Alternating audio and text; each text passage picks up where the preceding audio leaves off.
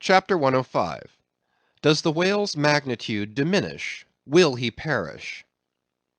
Inasmuch then as this Leviathan comes floundering down upon us from the headwaters of the eternities, it may be fitly inquired whether, in the long course of his generations, he has not degenerated from the original bulk of his sires.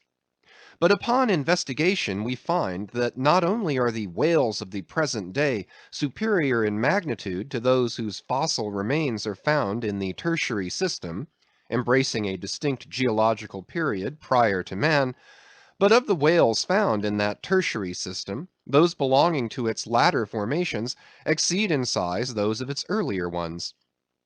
Of all the pre-Adamite whales yet exhumed, by far the largest is the Alabama one mentioned in the last chapter, and that was less than 70 feet in length in the skeleton; whereas we have already seen that the tape measure gives 72 feet for the skeleton of a large-sized modern whale; and I have heard, on whalemen's authority, that sperm whales have been captured near 100 feet long at the time of capture.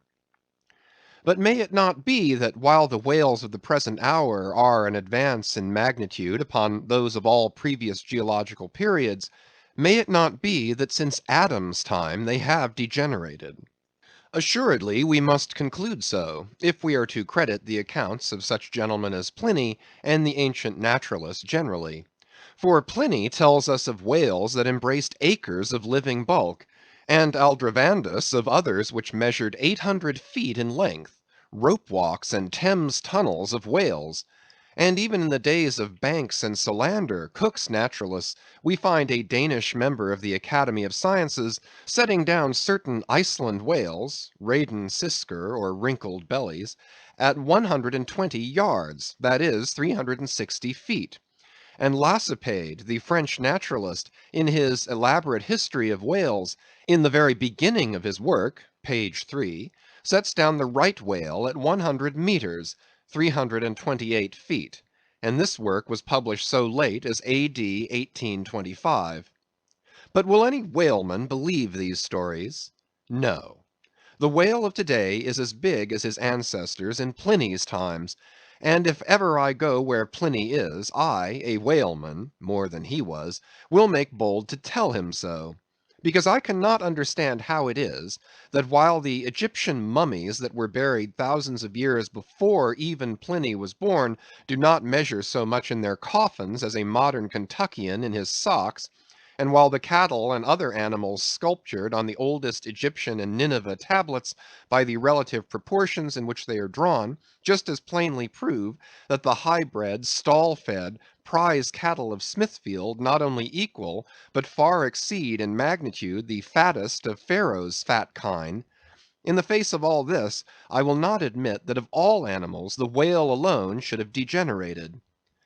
But still another inquiry remains, one often agitated by the more recondite Nantucketers; whether owing to the almost omniscient lookouts at the mastheads of the whale ships, now penetrating even through Behring's Straits and into the remotest secret drawers and lockers of the world, and the thousand harpoons and lances darted along all continental coasts, the moot point is, whether Leviathan can long endure so wide a chase, and so remorseless a havoc; whether he must not at last be exterminated from the waters, and the last whale, like the last man, smoke his last pipe, and then himself evaporate in the final puff.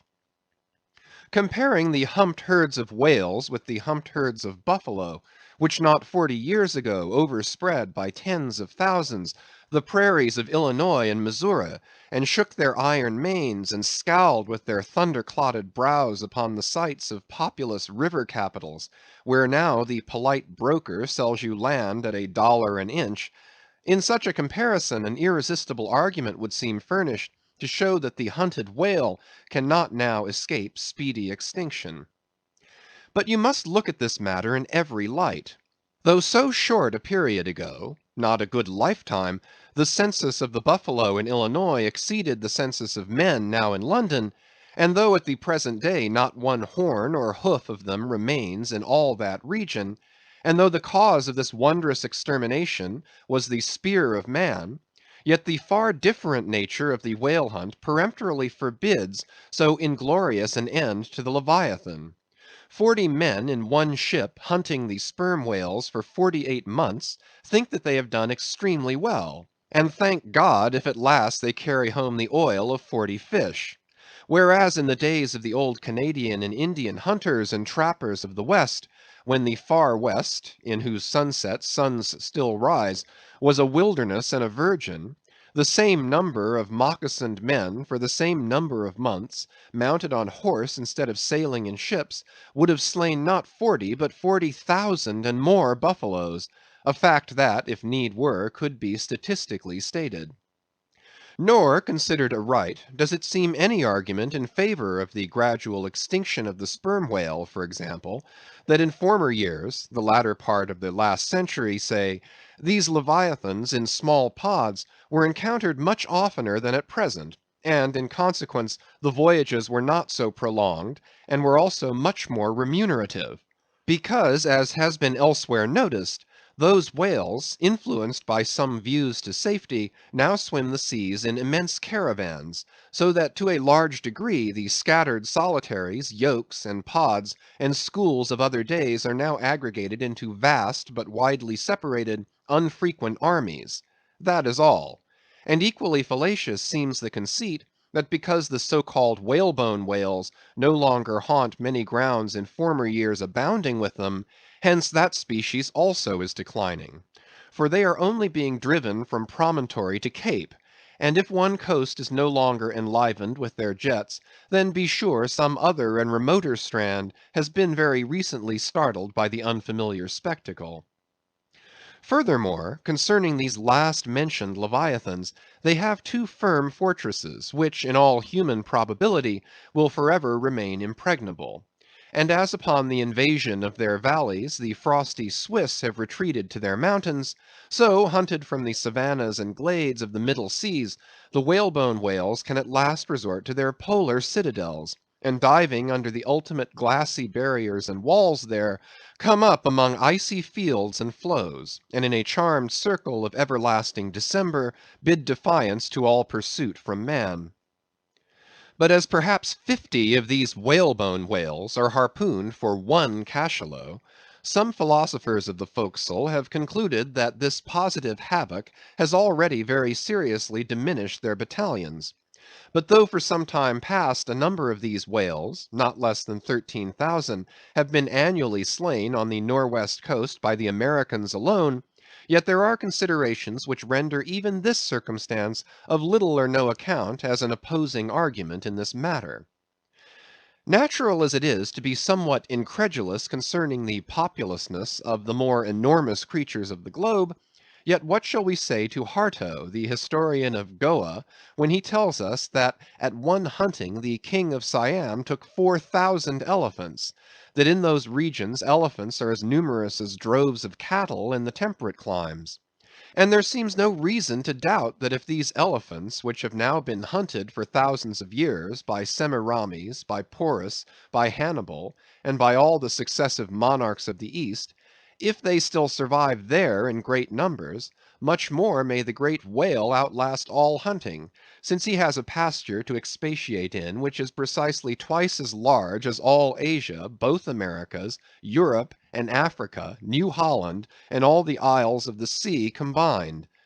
Moreover, we are to consider that from the presumed great longevity of whales, their probably attaining an age of a century or more, therefore at any one period of time several distinct adult generations must be contemporary. And what that is, we may soon gain some idea of by imagining all the graveyards, cemeteries, and family vaults of creation yielding up the live bodies of all the men, women, and children who were alive 75 years ago, and adding this countless host to the present human population of the globe. Wherefore, for all these things, we account the whale immortal in his species, however perishable in his individuality. He swam the seas before the continents broke water; he once swam over the site of the Tuileries and Windsor Castle and the Kremlin. In Noah's flood he despised Noah's ark; and if ever the world is to be again flooded, like the Netherlands, to kill off its rats, then the eternal whale will still survive, and rearing upon the topmost crest of the equatorial flood, spout his frothed defiance to the skies.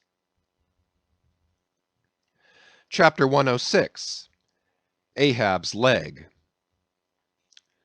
The precipitating manner in which Captain Ahab had quitted the Samuel Enderby of London had not been unattended with some small violence to his own person.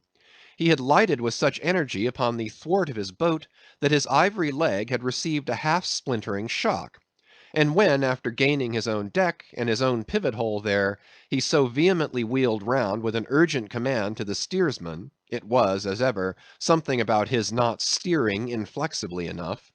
Then the already shaken ivory received such an additional twist and wrench, that though it still remained entire, and to all appearances lusty, yet Ahab did not deem it entirely trustworthy. And indeed it seemed small matter for wonder, that for all his pervading mad recklessness, Ahab did at times give careful heed to the condition of that dead bone upon which he partly stood. For it had not been very long prior to the Pequod's sailing from Nantucket, that he had been found one night lying prone upon the ground and insensible. By some unknown and seemingly inexplicable, unimaginable casualty, his ivory limb having been so violently displaced that it had stakewise smitten and all but pierced his groin; nor was it without extreme difficulty that the agonizing wound was entirely cured. Nor at the time had it failed to enter his monomaniac mind, that all the anguish of that then present suffering was but the direct issue of a former woe; and he too plainly seemed to see, that as the most poisonous reptile of the marsh perpetuates his kind as inevitably as the sweetest songster of the grove, so equally, with every felicity, all miserable events do naturally beget their like. Yea, more than equally, thought Ahab, since both the ancestry and posterity of grief go further than the ancestry and posterity of joy. For, not to hint of this, that it is an inference from certain canonic teachings, that while some natural enjoyments here shall have no children born to them for the other world, but, on the contrary, shall be followed by the joy childlessness of all hell's despair, whereas some guilty mortal miseries shall still fertilely beget to themselves an eternally progressive progeny of griefs beyond the grave; not at all to hint of this, there still seems an inequality in the deeper analysis of the thing. For, thought Ahab, while even the highest earthly felicities have a certain unsignifying pettiness lurking in them, but at bottom all heart woes, a mystic significance, and in some men an archangelic grandeur, so did their diligent tracings out not belie the obvious deduction. To trail the genealogies of these high mortal miseries carries us at last among the sourceless primogenitors of the gods, so that in the face of all the glad haymaking suns, and soft cymballing round harvest moons, we must needs give in to this, that the gods themselves are not forever glad. The ineffaceable sad birthmark in the brow of man is but the stamp of sorrow in the signers. Unwittingly here a secret has been divulged, which perhaps might more properly, in set way, have been disclosed before. With many other particulars concerning Ahab, always had it remained a mystery to some why it was that for a certain period, both before and after the sailing of the Pequod, he had hidden himself away with such grand Lama-like exclusiveness, and for that one interval sought speechless refuge, as it were, among the marble senate of the dead. Captain Peleg's bruited reason for this thing appeared by no means adequate; though, indeed, as touching all Ahab's deeper part, every revelation partook more of significant darkness than of explanatory light. But in the end it all came out; this one matter did, at least. That direful mishap was at the bottom of his temporary recluseness.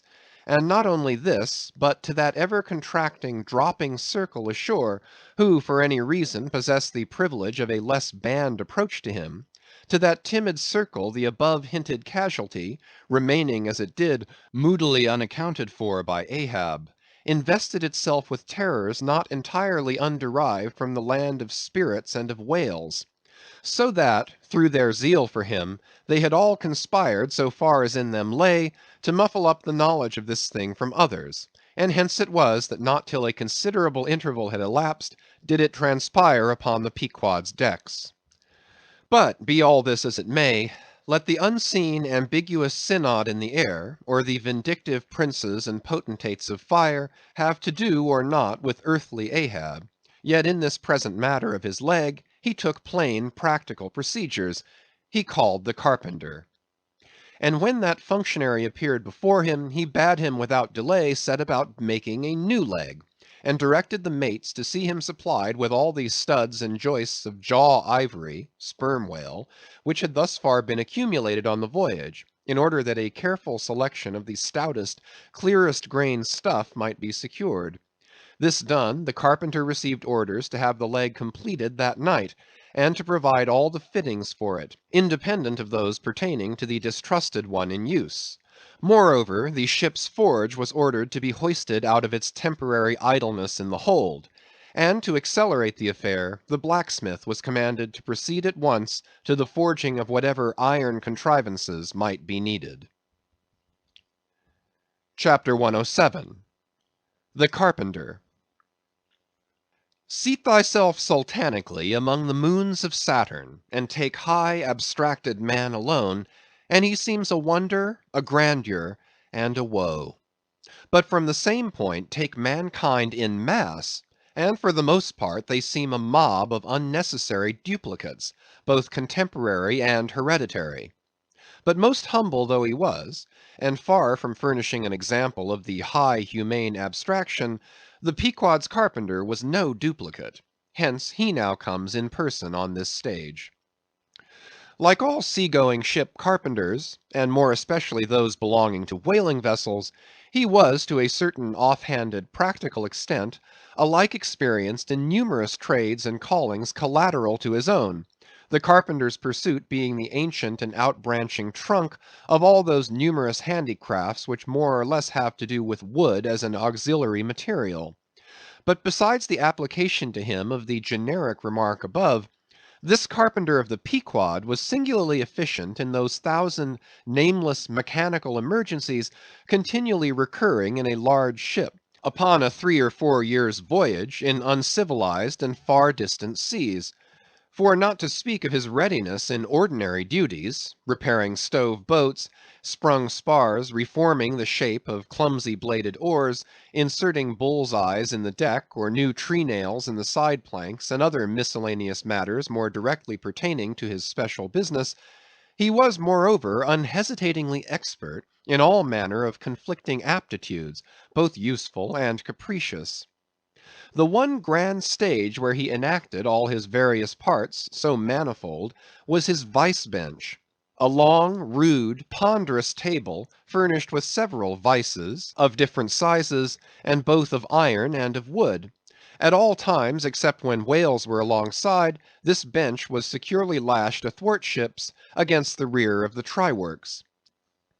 A belaying pin is found too large to be easily inserted into its hole. The carpenter claps it into one of his ever ready vices, and straightway files it smaller. A lost land bird of strange plumage strays on board, and is made a captive. Out of clean shaved rods of right whalebone, and cross beams of sperm whale ivory, the carpenter makes a pagoda looking cage for it. An oarsman sprains his wrist; the carpenter concocts a soothing lotion. Stubb longed for vermilion stars to be painted upon the blade of his every oar. Screwing each oar in his big vice of wood, the carpenter symmetrically supplies the constellation. A sailor takes a fancy to wear shark bone earrings; the carpenter drills his ears. Another has a toothache; the carpenter out pincers, and clapping one hand upon his bench, bids him be seated there. But the poor fellow unmanageably winces under the unconcluded operation.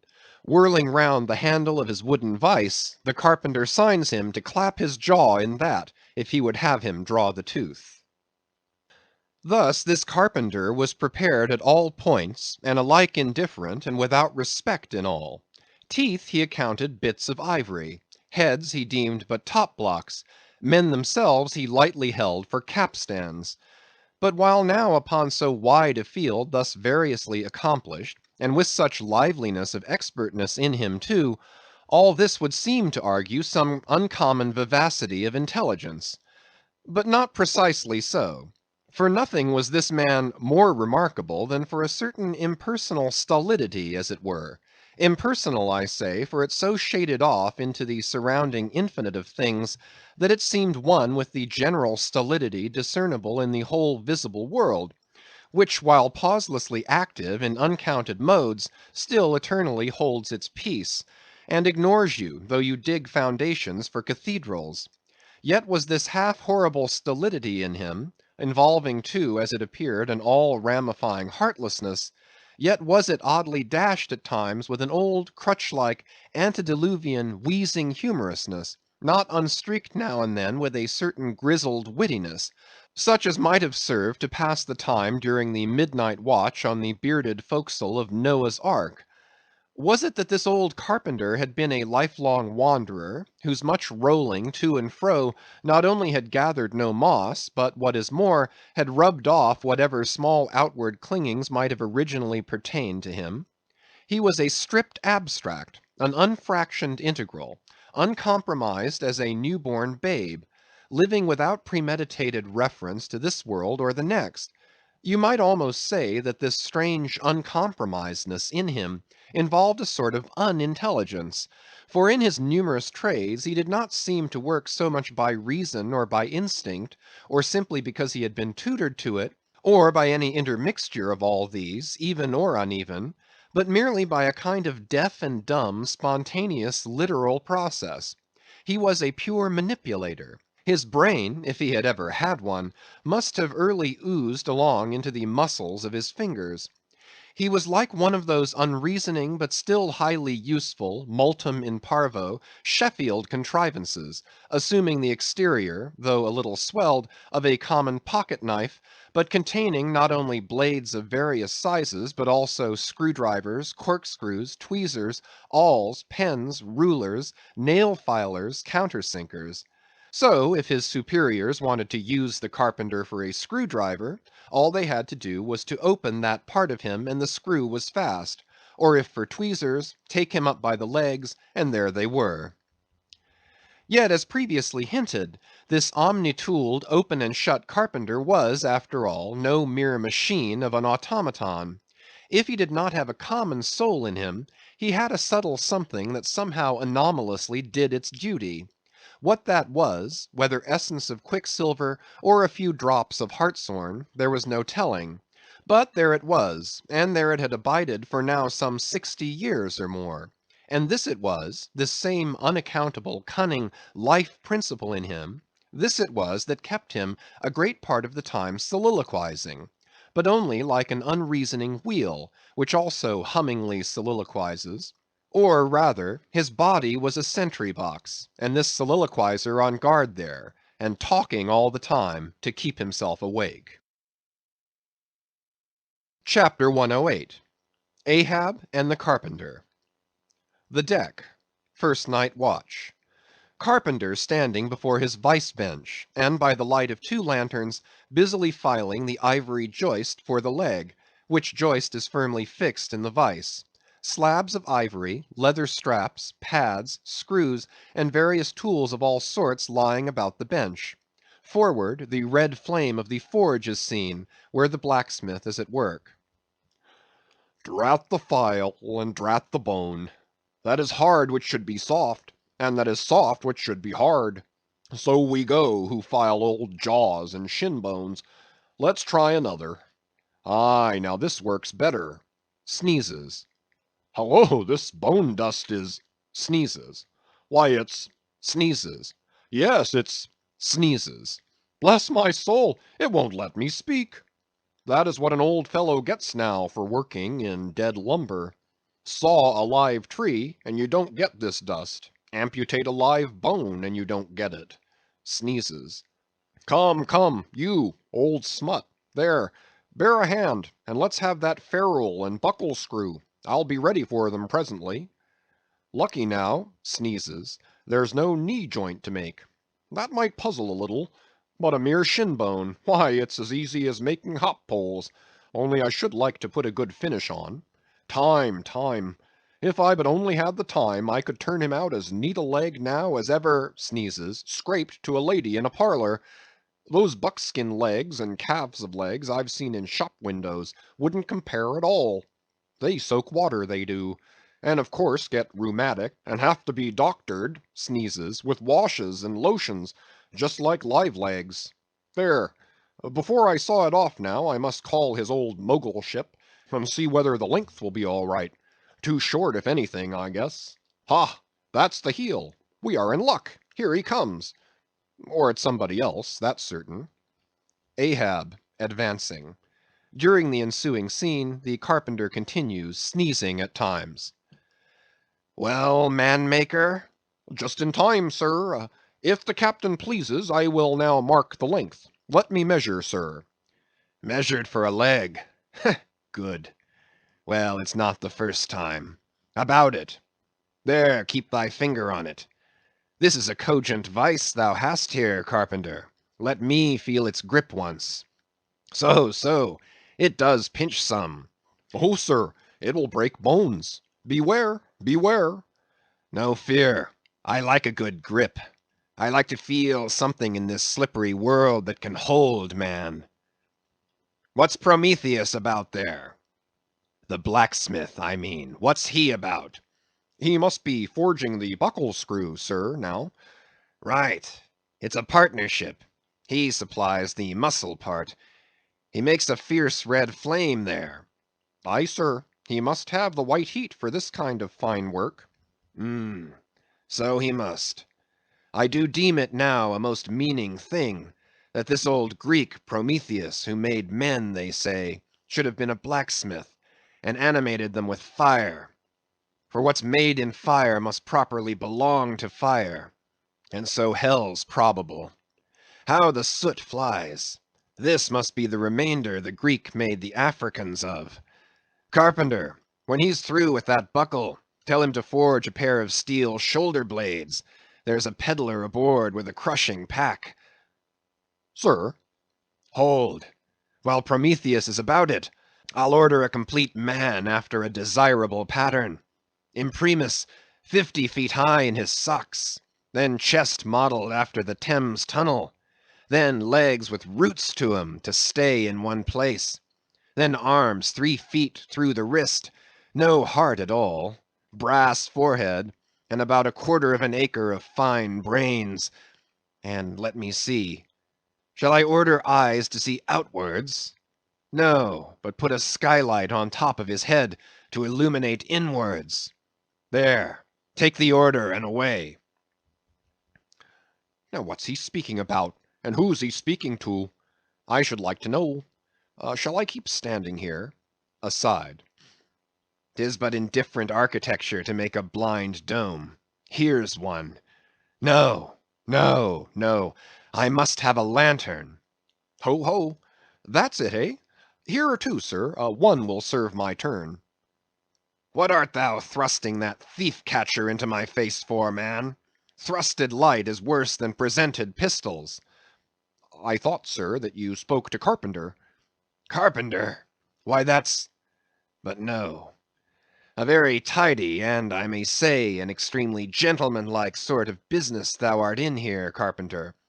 Or wouldst thou rather work in clay? Sir, clay? Clay, sir, that's mud. We leave clay to ditchers, sir. The fellow's impious. What art thou sneezing about? Bone is rather dusty, sir. Take the hint, then, and when thou art dead, never bury thyself under living people's noses. Sir? Oh, I guess so. Yes, dear.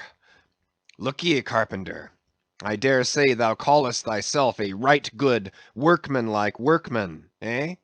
Well, then, will it speak thoroughly well for thy work, if, when I come to mount this leg thou makest, I shall nevertheless feel another leg in the same identical place with it? That is, carpenter, my old lost leg, the flesh and blood one, I mean. Canst thou not drive that old Adam away? Truly, sir, I begin to understand somewhat now. Yes, I have heard something curious on that score, sir. how a dismasted man never entirely loses the feeling of his old spar, but it will be still pricking him at times. May I humbly ask if it really be so, sir? It is, man. Look, put thy live leg here in the place where mine once was. So, now, here is only one distinct leg to the eye, yet two to the soul. Where thou feelest tingling life, there, exactly there, there to a hair, do I. Is it a riddle? I should humbly call it a poser, sir. Hiss then.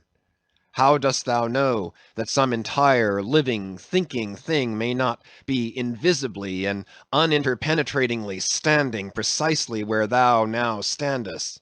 Aye, and standing there in thy spite.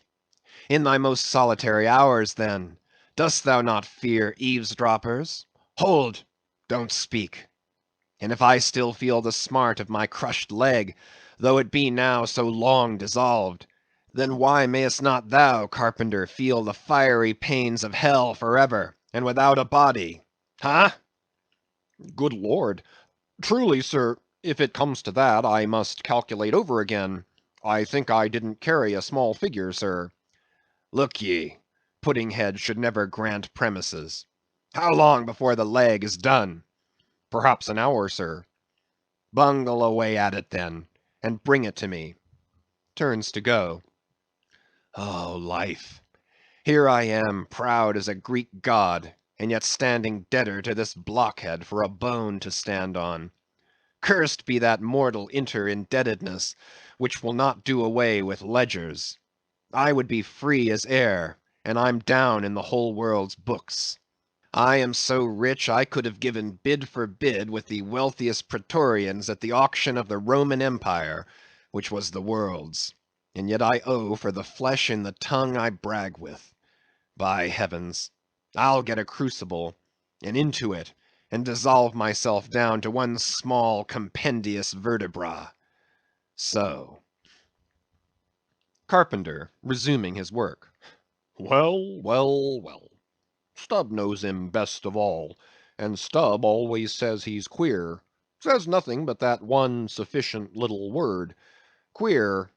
He's queer, says Stubb. He's queer. Queer. Queer. And keeps dinning it into Mr. Starbuck all the time. Queer, sir. Queer. Queer. Very queer. And here's his leg.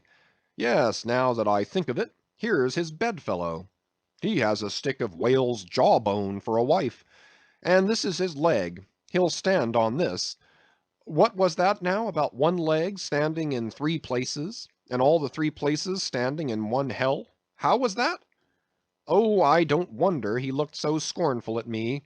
I'm a sort of strange-thoughted sometimes, they say. But that's only haphazard like. Then a short little old body like me should never undertake to wade out into deep waters with tall heron-built captains. The water chucks you under the chin pretty quick, and there's a great cry for lifeboats. And here's the heron's leg, long and slim sure enough. Now, for most folks one pair of legs lasts a lifetime, and that must be because they use them mercifully, as a tender-hearted old lady uses her roly-poly old coach-horses. But Ahab, oh, he's a hard driver. Look, driven one leg to death, and spavined the other for life, and now wears out bone legs by the cord. Hallo there, you smut! Bear a hand there with those screws, and let's finish it before the resurrection fellow comes a-calling with his horn for all legs, true or false, as brewery men go round collecting old beer barrels, to fill 'em up again. What a leg this is! It looks like a real live leg, filed down to nothing but the core. He'll be standing on this tomorrow. He'll be taking altitudes on it. Ah, hello! I almost forgot the little oval slate, smoothed ivory, where he figures up the latitude. So, so. Chisel, file, and sandpaper now.